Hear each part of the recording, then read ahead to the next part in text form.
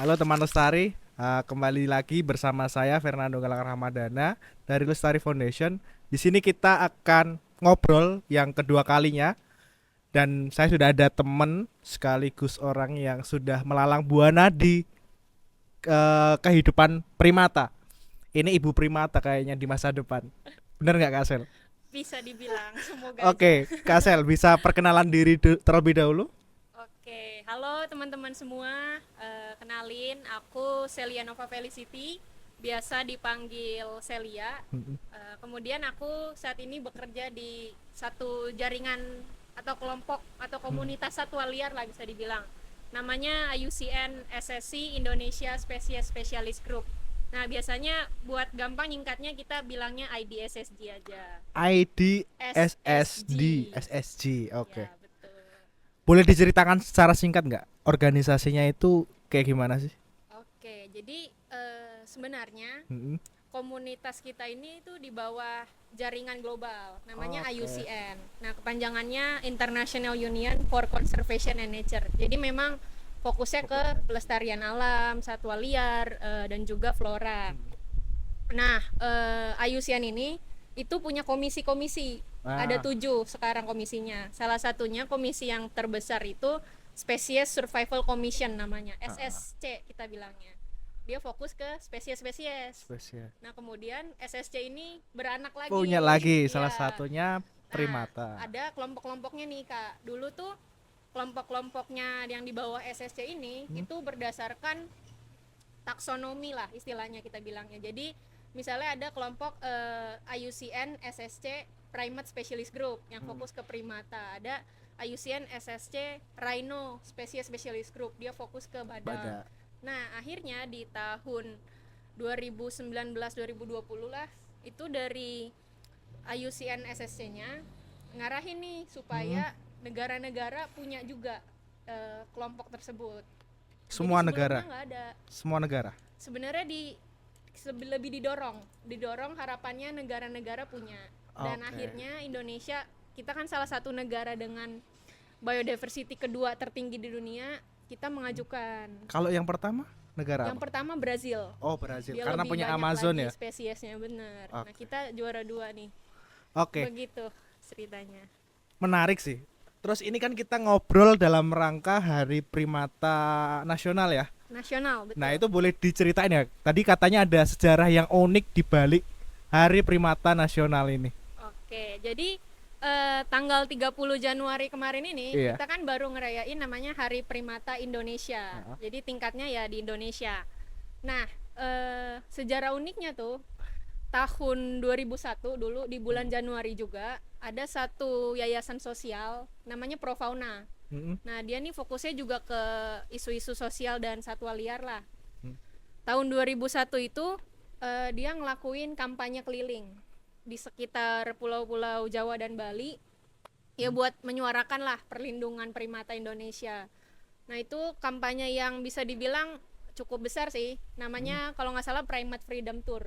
Oke. Kampanye yang cukup besar, akhirnya ternyata dari kampanye itu tuh menginspirasi banyak orang-orang Indonesia buat semakin kenal dan peduli sama primata. Mm-mm. Akhirnya ditetapkan jadi Hari Oke. Primata Indonesia Oh, awal mulanya dari situ ya. dari kampanye itu.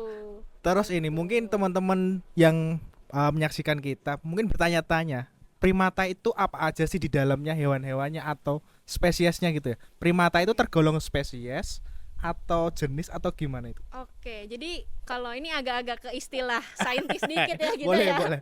Nah, kalau sebenarnya di taksonomi tingkatan biologi itu Heeh, primata masuknya ke tingkatan ordo namanya. Kalau heeh. paling tinggi kan kingdom, animalia, Hmm, ada plantae yang tumbuhan sama ada fungi. Fungi itu terpisah sendiri, jadi dia bukan tumbuhan. oke. Nah, di bawah kingdom animalia terus kelasnya nih mamalia yang kita juga sering dengar kan, Heeh, mamalia. Nah, kita kan juga termasuk mamalia mamalia. sebenarnya.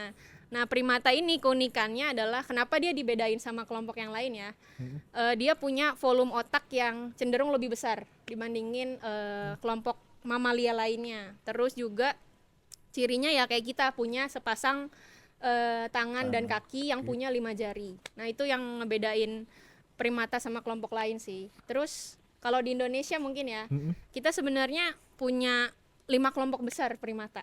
Oh, masih ada cabangnya lagi. Ada lagi. Oke. Itu kita bilangnya family atau keluarga istilahnya Itu di Indonesia. bawahnya Ordo. Di bawahnya ordo, Oke. family. Nah, jadi family yang pertama itu ada namanya Hominidae. Ha, Teman-teman pasti tahu orang hutan. tahu Nah, pasti. itu di bawah family Hominidae. Itu yang paling dikenal. Terus yang kedua ada namanya Hylobatidae. Nah, Hylobatidae ini keluarganya si oa. Oke. Nah, mungkin teman-teman di sini yang baru dengar tentang oa. Jadi dia nih sebenarnya primata yang unik karena dia bisa bersuara. Oke, itu Bisa nanti melakukan nyanyian. kita spill di nanti di akhir. Nanti. Terus yang ketiga kita juga punya keluarga Cercopithecidae. Ini keluarga monyet-monyet dan lutung. Itu masuknya ke situ dan ini yang paling besar juga, paling banyak anggotanya. Apa itu? Terus kita ada Tarsidae, kelompok-kelompok Tarsius yang matanya besar. Sama satu lagi yang terakhir ada Lorisidae, itu kelompok kukang. Kukang. Betul. Kalau yang tadi manusia itu tergolongnya Manusia non-human primates. non-human primates. Betul. Tapi Jadi tetep- di Hominidae. oh, di hominidae. Oke. Betul sekali. Berarti yang sama kayak yang orang hutan tadi. Orang hutan, iya. Cuman ada lagi percabangan evolusinya lah di dalamnya. Oke. Jadi emang cukup kompleks sih sebenarnya. Begitu. Oke, ini seberapa penting primata yang ada di Indonesia dalam ekosistem yang ada di Indonesia? Oke, kalau menurut aku pribadi Ha, penting banget primata di suatu ekosistem. Kenapa? Karena dia punya peran utama sebenarnya di hutan tuh. Kita bisa bilang sebagai petani hutan karena dia yang nyebarin biji. petani hutan. Oh, Betul. jadi dia setelah makan, terus bijinya itu dibawa kemana-mana gitu ya? Betul. Jadi biasanya primata kan makan buah nih. Ya. Makan buah bersama dengan bijinya, kemudian dicerna di sistem pencernaannya, nanti akhirnya jatuh dalam bentuk feses kan. Nah, primata ini uniknya dia tuh punya namanya wilayah jelajah atau home range. Sebenarnya semua satu ada sih, tapi primata ini kan dia ada yang geraknya di atas pohon, ada juga yang di bawah. Nah, yang di atas pohon nih kayak contohnya si oa tadi, dia keliling-keliling lah di hutan. Fesesnya jatuh, itu nanti akhirnya tumbuh jadi pohon baru lagi. Oke. Itu yang unik sih. Jadi ya cukup signifikan untuk kehidupan ekosistem di hutan ya berarti ya. Benar banget. Jadi kita bisa bilang kalau misalkan ya suatu Ah. saat primata kita hilang atau punah, ya siapa yang nyebarin biji lagi? Karena oke, mungkin kita bisa bilang burung bisa. Tapi setiap satwa itu keunikannya dia bisa nyebarin biji dengan ukuran yang berbeda-beda. Jadi mereka ada preferensinya nih. Misalnya si oa bisa dia prefernya makan buah tertentu, buah ini. Nanti berarti kan itu biji-biji yang berukuran misalnya 2 sampai 3 cm. Nanti orang hutan beda lagi. Oh, beda-beda. Begitu. Oke. Oke, tadi kan disinggung juga terkait daya jelajah atau pentingnya primata ini di ekosistem hutan. Terus kemarin kita dengar-dengar ada celetukan yang menarik dari Menteri, mungkin Kak Sel tahu, Iya. bahwa deforestasi itu nggak masalah kalau ditumbuhin kelapa sawit misalnya. Nah itu nanti primata-primata ini akan tetap bisa bertahan di hutan kelapa sawit menurut mereka atau gimana Kak? Oke, jadi sebenarnya perubahan itu kan termasuk istilahnya deforestasi ya, pengurangan lahan. Terus pokoknya perubahan lah dari suatu ekosistem hutan alami jadi buatan atau jadi tanaman lain. Nah ini sebenarnya berpengaruh banget buat primata sendiri. Kenapa?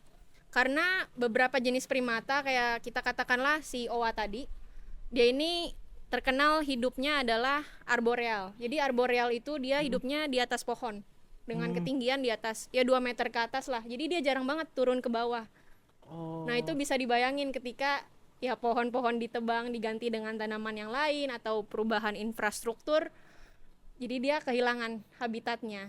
Jadi itu sebenarnya salah satu bisa dibilang ancaman utama sih buat primata Indonesia sebenarnya. Deforestasi ya? Deforestasi, betul. Di luar deforestasi ada lagi Kak ancaman Apa itu? lain.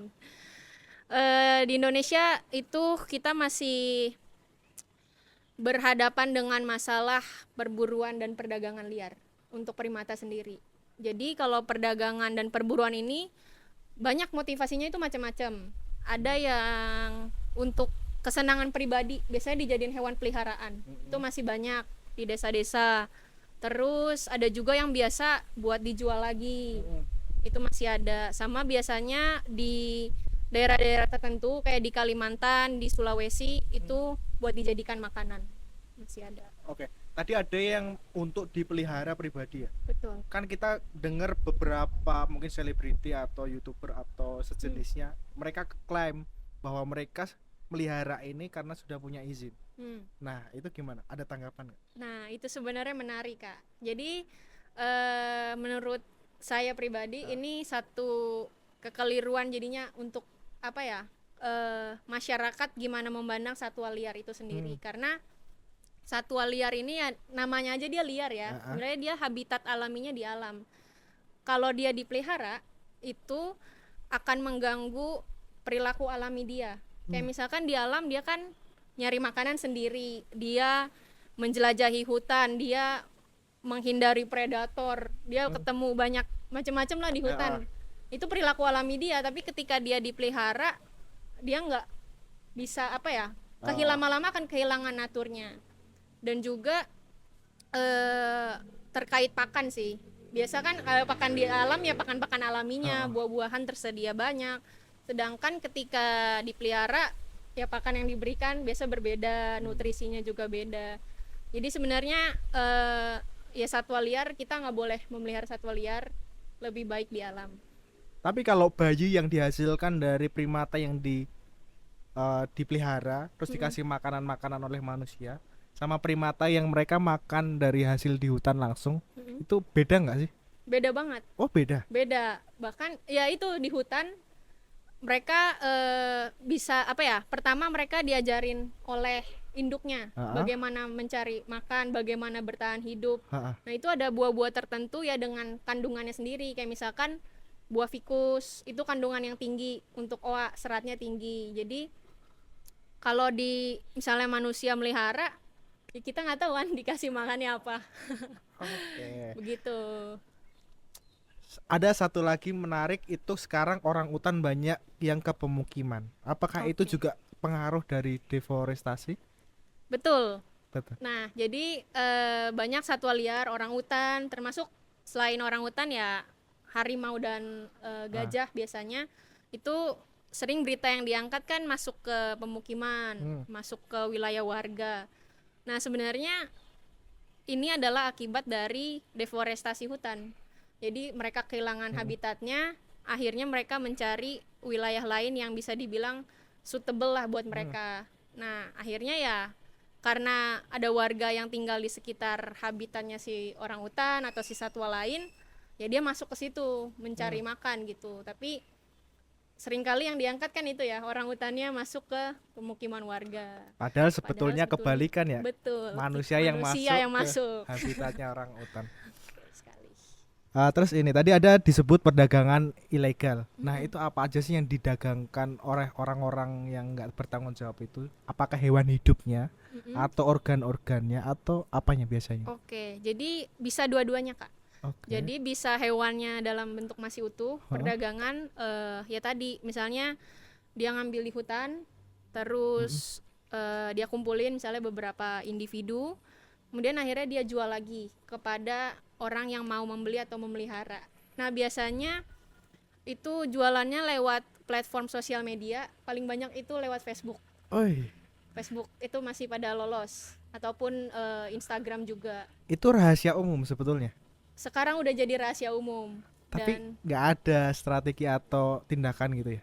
Nah itu yang sulit mungkin dari apa ya, kayak setting di IG-nya gitu ya, karena nggak ada setting untuk misalnya kita melarang perdagangan satwa liar di Facebook misalkan, itu belum ada, jadi masih loose banget bisa dibilang. Bisa buat dipelihara ataupun biasa organnya juga dijual. Oke, tapi kalau untuk strategi setahu Kak Sel, ada nggak sih strategi dari pemerintah atau badan terkait supaya menanggulangi hal-hal itu? Oke, kalau dari pemerintah sendiri sebenarnya biasanya ada program monitoring, apalagi di hutan-hutan di wilayah di bawah Kementerian Kehutanan biasanya itu kan mereka punya BKSDA dan unit-unitnya kan. Itu biasa mereka rutin sih monitoring, tapi memang kita nggak dapat pungkiri namanya kejahatan Ya, iya juga. selalu ada aja yang lolos Sama gitu. kadang mereka juga mengeluhkan tenaga yang mereka miliki nggak sebanding dengan luas wilayah yang mereka cakup ya. Itu benar Betul, terjadi ya. betul. Kayak celah masuknya hutan kan bisa dari Iya. mana-mana aja, kita nggak tahu kan. Terus kalau kita tahu di beberapa pasar hewan mungkin ya, kan kita bisa gampang menemukan hewan-hewan atau mungkin salah satunya primata. Nah, itu tanggapannya Kak Asel gimana sih? Atau itu sebetulnya sudah ada semacam razia dan tindakan dari pemerintah, tapi memang ya karena intensitas atau kuantitasnya banyak, jadinya mereka kewalahan gitu. Hmm. Oke, kalau setauku biasanya memang dari pemerintah ada Mm-mm. melakukan semacam apa ya, kita bilangnya sidak kali ya, Ha-ha. gampangnya sidak, keliling untuk cari di mana tempat-tempat yang masih melakukan perdagangan ilegal. Cuman memang kalau dengar dari beritanya, setauku lihat di tempat-tempat tertentu itu memang intensitas dari penjualnya ini masih cukup tinggi. Jadi memang sebenarnya masih sulit ditangani. Dan sebenarnya kalau bicara sama masyarakat itu bicaranya ya jadi ekonomi mereka lagi sebenarnya kan, Ha-ha. bakalan ke situ. Nah, biasanya akhirnya ujung-ujungnya tuh bentrok di situ, di Karena desakan permasalahan ekonomi ya. desakan ekonomi. Jadi memang kalau kita ngelihat isu konservasi sebenarnya itu kompleks sih. Kita nggak bisa di satu sisi menegakkan hukum, tapi di satu sisi Ha-ha. ada ekonominya juga. Nah, ini yang harus bisa sama-sama kita Ha-ha. cari jalan tengahnya sih. Tapi untuk Ketemu. IUCN SSG itu pernah nggak sih kerjasama dengan pemerintah? Kan tadi kalau di kantornya kakak ini ada semacam apa ya, verifikasi ya atau identifikasi spesies. Betul. Kalau kita arahnya ke kajian status konservasi satwa, Kak. Statusnya doang. Iya, jadi Oke. uniknya hewan-hewan satwa liar termasuk primata juga ini punya status konservasi masing-masing. Status konservasi. Betul. Gimana tuh status konservasi? Nah, jadi IUCN ini itu badan yang ngeluarin satu alat atau tools. Kita Ha-ha. bilangnya IUCN Red List atau terkenalnya daftar merah IUCN lah di Indonesia. Nah, dengan adanya si daftar merah ini, kita jadi bisa tahu nih, oh misalkan orangutan, dia itu statusnya critically endangered atau terancam kritis. Jadi udah deket banget nih menuju kepunahan. Nah, itu kita taunya dari mana?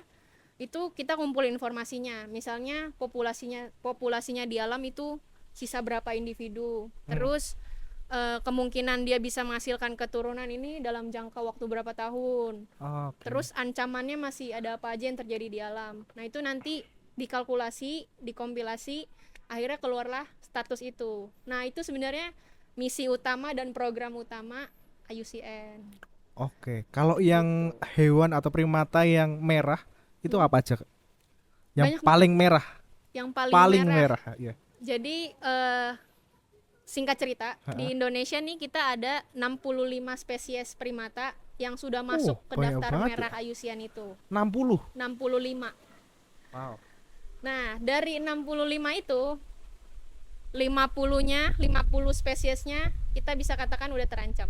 Jadi sebagian besar 90% bisa dibilang. Berarti artinya hutan kita sebetulnya terancam banget. Betul. Dan ya itu sih tadi faktornya macam-macam, Kak. Nggak hanya Ah. deforestasi, perburuan tadi, perdagangan, Ngeri. perubahan iklim. Oke. Kalau Semuanya untuk berdampak. tantangan sendiri, kalau selama Kak Celia bergelut di konservasi atau khususnya di primata, tantangan konservasinya apa aja sih? Tantangannya mungkin lebih ke kolaborasi ya, Kak. Karena di Indonesia sendiri tadi aku bilang kita spesiesnya banyak, terus NGO-nya juga banyak. Nah, ini gimana caranya kita bisa sama-sama, ya kita kan punya satu visi, satu misi yang sama untuk melakukan konservasi terhadap spesies-spesies ini. Tapi gimana caranya kita bisa berkolaborasi nih? Nah, sebenarnya kemarin itu udah diinisiasi namanya Forum Multispesies. Jadi teman-teman NGO, Semua NGO itu. belum semua sih, tapi sebagian besar lah bisa dibilang udah mulai punya satu gerakan bersama nih namanya Forum Multispesies. Jadi kayak dari teman-teman Forum Orangutan, Forina, Forum Harimau Kita, FHK, Forum Gajah dan lainnya, itu mereka udah ya istilahnya ngumpul bareng lah. Jadi ketika misalnya nanti bulan Maret kan ada World Wildlife Day tuh, Hari Satwa Liar Sedunia. Nah itu biasanya mereka ngadain acara bareng-bareng, kolaborasi. Oke. Nah itu udah mulai kelihatan arahnya dari situ sih.